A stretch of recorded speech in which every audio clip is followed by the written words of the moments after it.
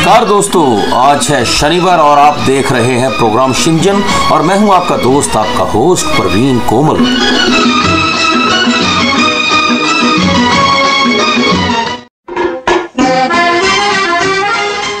भाई और बहनों, आज हम बात करेंगे संगीत जगत के, यानी कि भारतीय संगीत जगत के एक ऐसे चमकते हुए सितारे की जिसके गीत रहती दुनिया तक लोग याद करते रहेंगे, गाते रहेंगे, गुनगुनाते रहेंगे। जी हाँ, हम बात कर रहे हैं हिंदी सिनेमा जगत के प्रसिद्ध गायक स्वर्गीय श्री मुकेश जी के बारे में। आज हम उनकी यादें ताज़ा करेंगे। आज हम बताएंगे उनके बारे में कई ऐसे किस्से जो शायद आपने ना सुने। प्रख्यात संगीतकार सरदार मलिक कहा करते थे, जब मुकेश गाते हैं तो ऐसा लगता है जैसे 7 बांसुरी के मीठे स्वर एक साथ निकल रहे हो। संगीतकार अनिल विश्वास मुकेश की मीठी आवाज़ के दीवाने थे। वे कहते थे, मुकेश के स्वर में जो विशेष माधुर्य और संप्रेषण था वह किसी अन्य गायक में नहीं पाया गया। अमर गायक मुकेश चंद्र माथुर का जन्म देश की राजधानी दिल्ली में 22 जुलाई 1923 को हुआ था। संगीत से लगाव होने के बावजूद भी संगीत की विधिवत शिक्षा प्राप्त नहीं की थी उन्होंने। शायद उन्हें इसकी आवश्यकता भी नहीं थी। एक बार सुनकर कठिन से कठिन राग, धुन या गीत की हूबहू नकल उतार देने की प्रतिभा उन्हें जन्म से प्राप्त थी। मित्रों, स्वजनों और आसपास के लोगों से प्राप्त प्रशंसा ने कुछ ज़्यादा ही आत्मविश्वास भर दिया था उनमें। वे रेडियो आर्टिस्ट बनना चाहते थे। वहाँ ऑडियो टेस्ट भी दिया, लेकिन संगीत विद्या का कोई प्रमाण पत्र प्रस्तुत नहीं कर पाए, लिहाजा छांट दिए गए, चांस नहीं दिया गया उनको। लेकिन उन्होंने हार नहीं मानी थी, क्योंकि उनके लिए बड़ा आसमान था। उनके लिए मुंबई में एक बड़ा कार्यक्षेत्र उनकी प्रतीक्षा कर रहा था और इसलिए उन्होंने अपनी किस्मत मुंबई में आजमाई। मुकेश दिल्ली से मुंबई फिल्मों में कैसे पहुंचे, इस पर अलग अलग किस्म की बातें पढ़ने सुनने को मिलती रहती हैं, लेकिन उनके छोटे भाई दिवंगत पीडी माथुर ने जो बात बताई वह ज़्यादा प्रामाणिक और विश्वसनीय है। माथुर के अनुसार मुकेश जी को गाने का शौक बचपन से था। दिल्ली के मंदिर मार्ग स्थित MB स्कूल, जो कि अब NP boys senior secondary school से के नाम से प्रसिद्ध है, उन्होंने मैट्रिक किया था। दिलचस्प बात यह है कि संगीतकार रोशन भी इन्हीं के साथ पढ़ते थे। मुकेश स्कूल के विभिन्न समारोह में भी गाते रहते थे। तब मुकेश पंकज मलिक और KL सहगल के गाने गाते थे। मुकेश जी की बहन सुंदर प्यारी का विवाह था और उस बहन के ससुर के चचेरे भाई के नाते फिल्म अभिनेता मोतीलाल भी बारात में आए थे। मोतीलाल अपने दोस्त फिल्म निर्माता और अभिनेता तारा हरीश को भी साथ लाई थी। उस समय फेरों में बहुत समय लगता था, इसलिए इसी बीच बारातियों का मनोरंजन करने के लिए मुकेश जी को खड़ा कर दिया गया। उनके गाने सुनकर मोतीलाल और तारा हरीश बहुत प्रभावित हुए।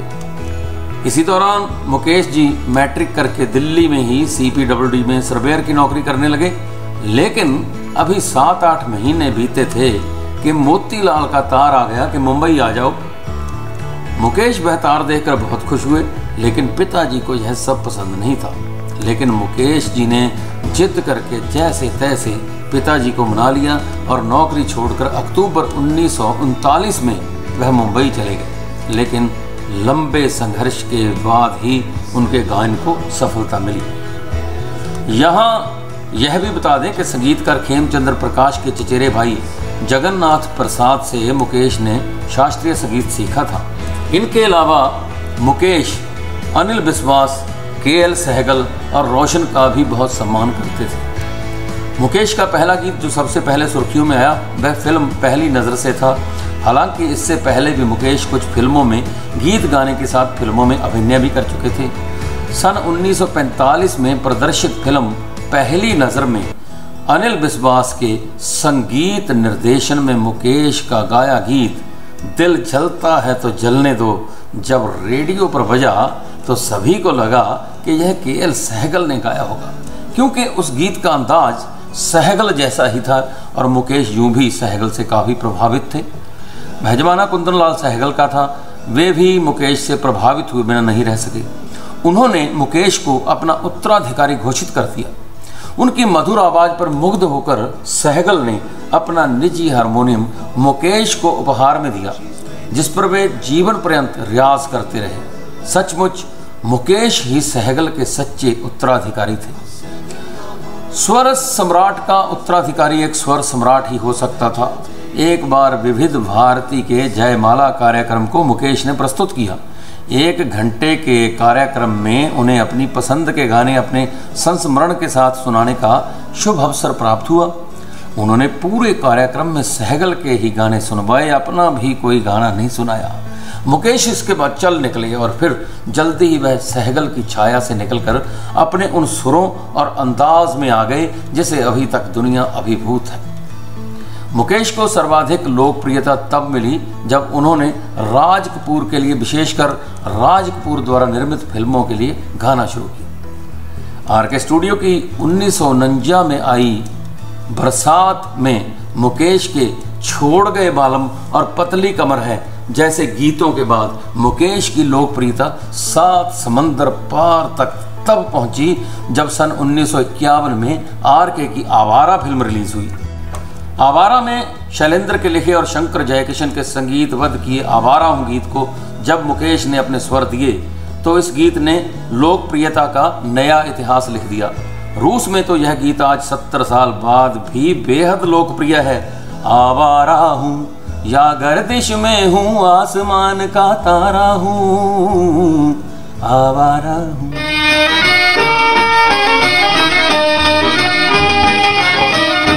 इसके बाद तो मुकेश श्री 420 से मेरा नाम, जोकर और सत्यम शिवम सुंदरम तक राज कपूर की फिल्मों का लगातार हिस्सा बने रहे। भाई और बहनों, मुकेश का अंतिम गीत चंचल शीतल निर्मल कोमल भी आरके की फिल्म सत्यम शिवम सुंदरम का है। तभी मुकेश को राज कपूर अपनी आवाज ही नहीं अपनी आत्मा तक कहते थे।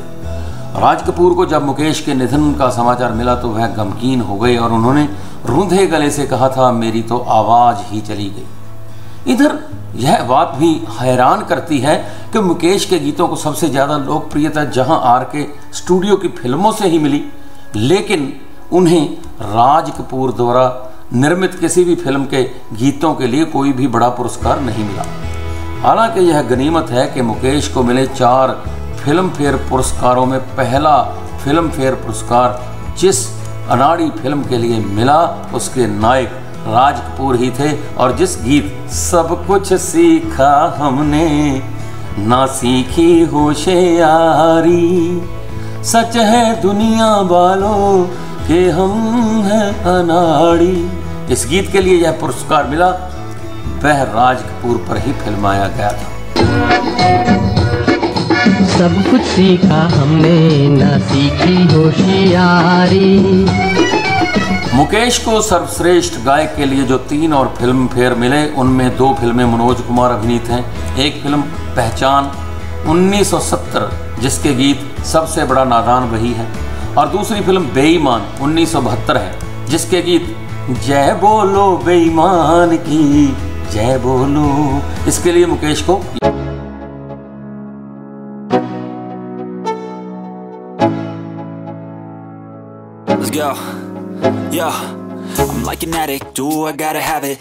यहाँ यह भी दिलचस्प है कि अनाड़ी के संगीतकार भी शंकर जयकिशन थे तो पहचान और बेईमान के भी, यानी कि मुकेश के 4 फिल्म फेयर में से 3 शंकर जयकिशन के संगीत में ही थे। उधर सबसे बड़ा नादान और जय बोलो बेईमान की जैसे दोनों गीतों के गीतकार भी वर्मा मलिक थे। क्या बात है। उधर यह भी कि सबसे बड़ा नादान वही इतना लोकप्रिय हुआ था कि मुकेश के साथ वर्मा मलिक को सर्वश्रेष्ठ गीतकार और शंकर जयकिशन को सर्वश्रेष्ठ संगीतकार का भी फिल्म फेयर पुरस्कार मिल गया। मुकेश को फिल्म कभी कभी के शीर्षक गीत कभी कभी मेरे दिल में ख्याल आता है, इसके लिए भी फिल्म फेयर मिला था और जिसका संगीत खयाम ने दिया था और इसे अमिताभ बच्चन पर फिल्मांकन किया गया था।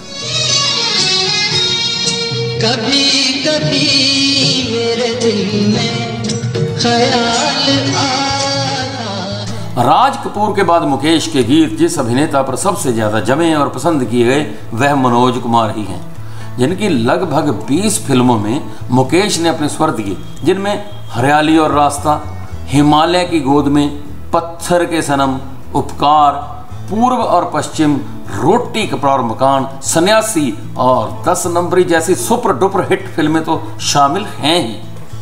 मुकेश को फिल्म फेयर के अलावा सन 1974 में सर्वश्रेष्ठ गायक का वह राष्ट्रीय फिल्म पुरस्कार भी मिला जिसको पाना बड़े से बड़े कलाकार का सपना रहता है।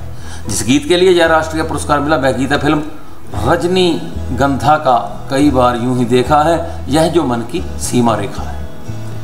योगेश के लिखे इस शानदार गीत की धुनें भी सलील चौधरी ने एकदम मन को छू लेने वाली बनाई थी। एक अच्छी शुरुआत मिलने के बाद मुकेश ने फिर पीछे मुड़कर नहीं देखा, सफलता की सीढ़ियां चढ़ते गए और जिस आकाशवाणी ने उन्हें कभी रिजेक्ट किया था वही आकाशवाणी प्रतिदिन उनके सैकड़ों गाने बजाकर अपने को धन्य मानती है। समय का चक्कर देखिए दोस्तों, भारत का ऐसा कौन बालक, युवा या वृद्ध होगा जिसने मुकेश के गाने ना गुनगुनाए हो। दिल जलता है तू कहे अगर, जीवन भर मैं गीत सुनाता जाऊं, आवारा हूं आसमान का तारा हूं, दम भर जो उधर मुंह फेरे, मेरा जूता है जापानी, सब कुछ सीखा हमने ना सीखी होशियारी, मैं आशिक हूं बहारों का, बड़े अरमान से रखा है बलम तेरी कसम, महलों ने छीन लिया बचपन का प्यार मेरा, सुहाना सफर और ये मौसम हंसी, छलिया मेरा ना डम डम डिगा डिगा, ये मेरा दीवानापन है, होठों पे सच्चाई रहती है, बोल राधा बोल संगम होगा के नहीं, सजन रे झूठ मत बोलो, खुदा के पास जाना है, न हाथी है न घोड़ा है, वहाँ पैदल ही जाना है, सावन का महीना पवन करे शोर, कभी कभी मेरे दिल में ख्याल आता है एक दिन बिक जाएगा माटी के मोल। अपने 35 साल के करियर में मुकेश ने हजारों कर्णप्रिय और लोकप्रिय गाने गाए जो आज भी उतने ही ताज़े लगते हैं जितने पहली बार फिजा में बजने पर लगे थे। मुकेश ने हर तरह के गाने गाए हैं, हंसी, रोमांस, देशभक्ति, खुशी और गम, जो भी गाया पूर्णता और परिपक्वता से गाया। संगीत निर्देशक के निर्देश पर भी रुकते नहीं थे वे, रियाज से संतुष्ट होने पर भी रिकॉर्डिंग की सहमति देते थे। मेरा नाम जोकर का कालजयी गीत जाने कहाँ गए बदन उन्होंने 17 दिनों के अभ्यास के बाद रिकॉर्ड करवाया था। पाश्चात्य और शास्त्रीय संगीत का अद्भुत संगम है इस गीत में। मुकेश की मधुर आवाज में उभरते दर्द ने इसे सर्वकालिक महान गीत बना दिया है। तुमको न भूल पाएंगे। अब दोस्तों कुछ ऐसे किस्से ना भूलने वाले जो मुकेश की जिंदगी के साथ जुड़े हुए हैं आपको सुनाते हैं। मुकेश एक बार शिरडी गए। साईं बाबा के दर्शन करने के बाद उन्हें शिरडी के आसपास के इलाके को घूमने की इच्छा हुई। उन्होंने वहां खड़े रिक्शा वाले से कहा कि क्या वह उन्हें वहां के आसपास की चीजों को घुमा सकता है। रिक्शा वाला तो इसी के लिए खड़ा हुआ था, उसने फौरन हाँ बोल दी। मुकेश रिक्शे पर सवार हुए। रिक्शा वाले को तो पता ही नहीं था कि जो शख्स उनके रिक्शे पर आकर बैठा है वह कौन है। वह अपने रिक्शे को खींचते हुए मुकेश का ही गाया हुआ एक मशहूर गीत गाए जा गीत मिलन के तू अपनी लगन के सजन घर जाना है गाने लगा। गीत को सुनकर मुकेश मुस्कुराए और रिक्शा वाले से बोले कि भाई यह किसका गाना गा रहे हो। तो रिक्शा वाले ने जवाब दिया कि आप इन्हें नहीं जानते, यह मुकेश जी का गाया हुआ गाना है। मुकेश थोड़े मजे लेने के मूड में थे। उन्होंने कहा कि नाम तो सुना है लेकिन अच्छा नहीं गाता, ये किसी और का गीत सुनाओ। यह सुनकर रिक्शा वाला नाराज हो गया। रिक्शा एक बगल में रोककर उसने मुकेश को अपने रिक्शा से उतरने को कहा कि भाई साहब उतर जाइए। मुकेश यहाँ थोड़े घबराए लेकिन फिर भी उन्होंने साहस बांधते हुए कहा कि क्या हुआ भाई। रिक्शा वाले ने गुस्से में कहा कि आप मुकेश जी को नहीं जानते तो कोई बात नहीं, लेकिन उनके बारे में आपने बुरा बोलने की हिम्मत कैसे की। मुकेश ने उससे माफ़ी मांगी और 200 रुपये देने की शर्त पर रिक्शा आगे ले चलने को कहा, लेकिन रिक्शा वाला नहीं माना। हार कर मुकेश को अपना परिचय उसे देना पड़ा। तब रिक्शा वाला बहुत खुश भी हुआ और दोपहर तक मुकेश को अपने रिक्शे पर घुमाता रहा। इसी दौरान मुकेश ने उस रिक्शे वाले को बहुत से गीत भी सुनाए और उस रिक्शे का मालिक वह नहीं था, किराए पर वो रिक्शा चला रहा था। तो खुश होकर मुकेश ने एक नया रिक्शा भी उसे उपहार स्वरूप दिया। ऐसे दरिया दिल थे मुकेश। अब एक किस्सा उनके करीबी दोस्त मोहम्मद रफ़ी जी से भी जुड़ा हुआ है। 27 अगस्त 1976 को अमेरिका में जब मुकेश का निधन हुआ तब उनके शव को अंतिम संस्कार के लिए भारत लाया गया। उनके दोस्त मोहम्मद रफ़ी को मुकेश के निधन की खबर सुनकर एक धक्का सा लगा। उस वक्त खुद रफ़ी भी अपनी गर्दन की नस पर निकले एक फोड़े की वजह से अस्पताल में डॉक्टरों की देखरेख में अपना समय गुजार रहे थे। जब मुकेश के शव को भारत लाया गया तो रफ़ी को अपने दोस्त की अंतिम यात्रा में जाने की भरपूर इच्छा हुई।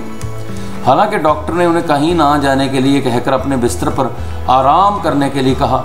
रफ़ी को लगा कि उनका दोस्त दुनिया छोड़कर चला गया है और वह बिस्तर पर पड़े पड़े सूप पी रहे हैं। उन्होंने आप देखा ना ताब डॉक्टरों से नजर बचाते हुए सीधे अपनी गाड़ी लेकर मुकेश की शव यात्रा में शामिल हुए। उन्हें मुकेश के जाने का बहुत दुख था, लेकिन उनकी अंतिम यात्रा में शामिल होने पर उन्हें थोड़ी संतुष्टि सी महसूस हो रही थी। मुकेश मुंबई आए थे गायक अभिनेता बनने का सपना लेकर, लेकिन अभिनेता के रूप में वे सफल नहीं हो पाए। इसके बाद उन्होंने अपना सारा ध्यान गायकी में ही लगाया, जहां उन्होंने अपनी सफलता के अनेक मील के पत्थर स्थापित किए। उनके पुत्र नितिन मुकेश ने उनके पद चिन्हों पर चलते हुए गायक का क्षेत्र चुना और सफलता भी प्राप्त की। लेकिन अभिनय करने की मुकेश की अधूरी इच्छा की पूर्ति उनके पोते नील नितिन मुकेश ने की है। नील हिंदी रजत पट के एक व्यस्त, सफल और लोकप्रिय अभिनेता हैं। मुकेश की आत्मा निश्चित रूप से संतुष्ट और प्रसन्न हो रही होगी। नए गायकों और संगीतकारों को प्रोत्साहित करना तथा उन्हें अवसर प्रदान करना मुकेश का स्वभाव था। बहुत कम लोगों को ज्ञात होगा कि आज के प्रसिद्ध अभिनेता ऋतिक रोशन के दादा महान संगीतकार रोशन को मुकेश ने ही अपनी फिल्म मल्हार में पहली बार संगीत देने का अवसर दिया था। फिल्म विश्वास में मनहर ने एक युगल गीत आपसे हमको बिछड़े हुए एक जमाना बीत गया में मुकेश के लिए अपनी आवाज़ डब की थी। मुकेश जब रिकॉर्डिंग के लिए पहुंचे तो मनहर की आवाज़ सुन सुखद आश्चर्य से भर गए। वे उसकी आवाज़ से इतने प्रभावित हुए कि गाने को अपनी आवाज़ में रिकॉर्ड नहीं करवाया, गीत मनहर की आवाज़ में ही रहने दिया गया। इस तरह मनहर को गीत गाने वाले एक गायक के रूप में पहचान मिली। महेंद्र कपूर को भी संघर्ष के दिनों में मुकेश जी ने हमेशा प्रोत्साहित किया। वे अपना जन्मदिन सार्वजनिक रूप से मनाने से परहेज करते थे। उस दिन वे चुपके से गाड़ी में बैठ चल देते और फुटपाथ के किनारे सोए बेसहारा लोगों को कंबल बांटते। वे एक महान गायक तो थे ही, साथ में एक संवेदनशील इंसान भी थे। यही कारण था कि वे अपने गीतों में उच्चतम स्तर का मधुर भाव भरने में सदैव सफल रहते थे। मेरे मन की गंगा और तेरे मन की जमुना का बोल राधा बोल, संगम होगा के नहीं। दर्द भरे गीतों के वे शहंशाह थे। आज भी उनका सिंहासन ज्यों का त्यों है। ऐसा लगता है कि मुकेश की आवाज़ ईश्वर ने दर्द भरे गीतों के लिए ही बनाई थी। मधुर रेशमी आवाज़ के साथ भावों का गहराई से संप्रेषण उन्हें एक जबरदस्त बेहतरीन गायक बना देता था और गीत बन जाते थे सदाबहार एवं ना भूलने योग्य। आमतौर पर हाई पिच पर गाने वाले गायक गायिकाओं के स्वर पतले और कुछ कर्कश हो जाते हैं, लेकिन मुकेश की आवाज़ हाई पिच पर भी ना केवल वैसी की वैसी रहती थी बल्कि कुछ और मधुर हो जाती थी। यह विशेषता सिर्फ उन्हीं के पास थी। मुकेश ने अपने जीवन में अपने कई सपनों को साकार होते देखा। अनिल विश्वास, हुसनलाल, भक्तराम, खेमचंद्र प्रकाश, रोशन, बुलोसी रानी, मदन मोहन, जयदेव, सी रामचंद्र, सरदार मलिक, चित्रगुप्त, सचिन देव बर्मन, नौशाद से लेकर शंकर जयकिशन, लक्ष्मीकांत प्यारेलाल, कल्याण जी आनंद जी, खयाम, रवि, उषा खन्ना, राहुल देव वर्मन, सलिल चौधरी, बप्पी लाहिड़ी, राजेश रोशन, और रविंद्र जैन तक चोटी के संगीतकारों की धुनों पर उन्होंने गीत गाए। इसके साथ ही राज कपूर, मनोज कुमार, राजेश खन्ना, शशि कपूर, जितेंद्र सहित दिलीप कुमार, धर्मेंद्र और अमिताभ बच्चन जैसे कई बड़े नायकों पर फिल्मांकित गीतों को अपनी आवाज़ दी। देश भर में ही नहीं, दुनिया के कई देशों में अपने संगीत और गीतों के शो पेश करके मुकेश ने सभी को मंत्रमुग्ध कर लिया। यहाँ तक मुकेश को अपने गीतों के लिए राष्ट्रीय फिल्म पुरस्कार और फिल्म फेयर जैसे प्रतिष्ठित पुरस्कार भी मिले।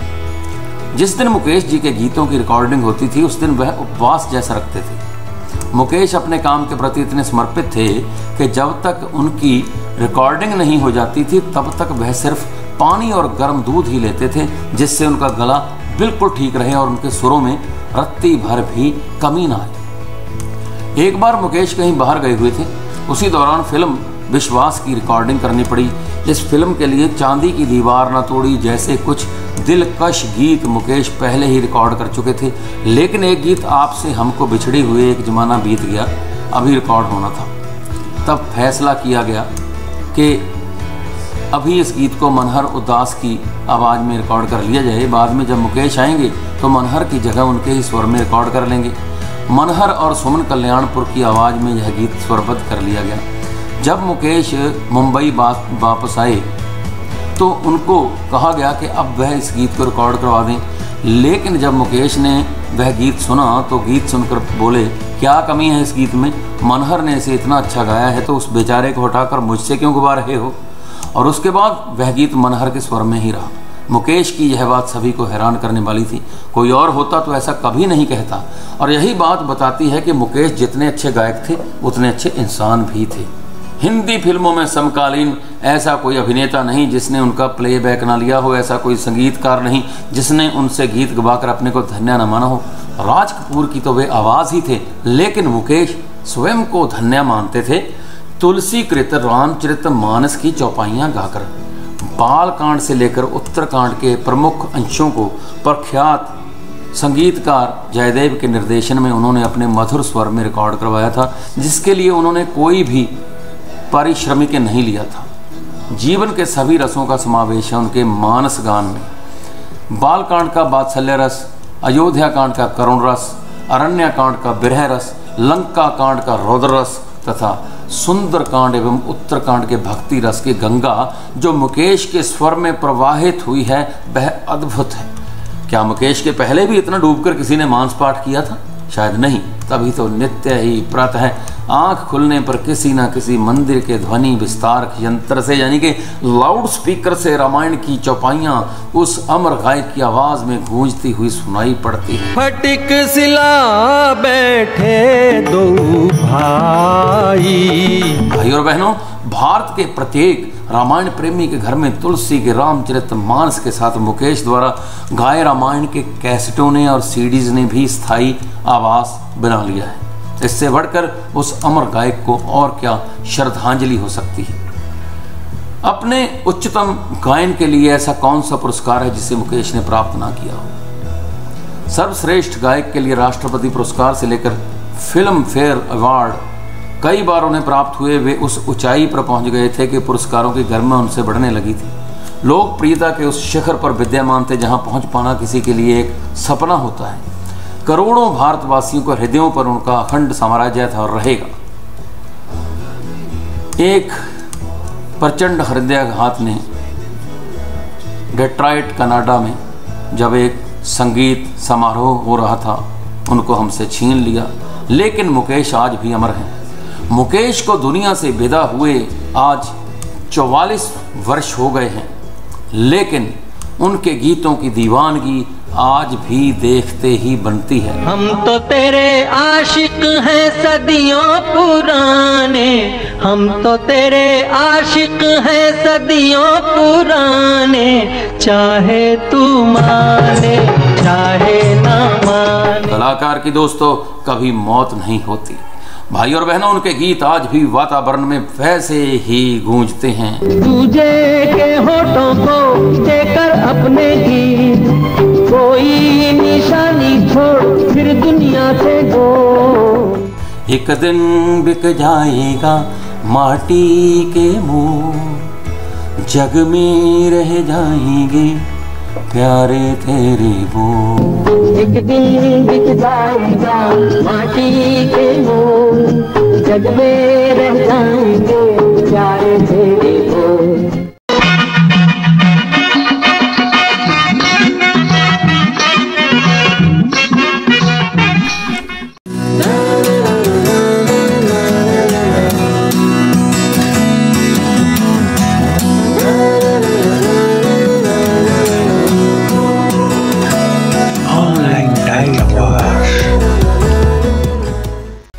ਪਿੰਡ ਸ਼ਹਿਰ ਅਤੇ ਦੇਸ਼ ਦੀ ਖੁੱਲ੍ਹ ਕੇ ਕਰਾਂਗੇ ਗੱਲ।